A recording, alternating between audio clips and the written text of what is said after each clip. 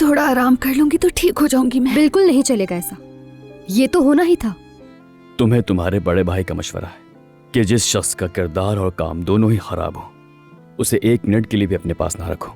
तुम कोई खबर लाए हो या तुम्हारे जाने का इंतजाम करो? पता चल गया है कि कागजात किसने लिए हैं?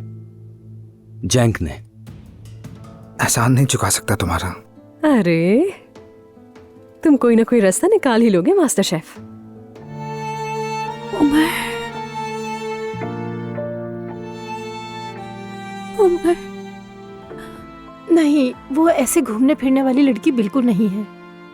वैसे भी जिंदगी में उसका एक ही मकसद है, अपनी बहन बतूल का ख्याल रखना।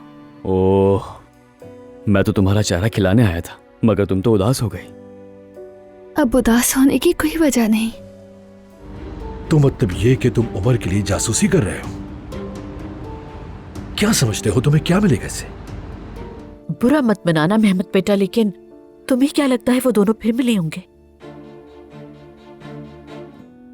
मुझे कुछ ऐसी खूबसूरत बात बताओ कि मैं सुनकर सो जाऊं। खूबसूरत बात? ओजान साहब, आपकी दवा का वक्त हो गया है। सही कहा।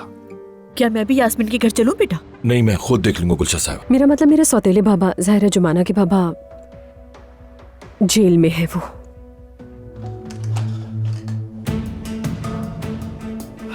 तुम यहाँ क्यों आए हो मेहमत? अच्छा,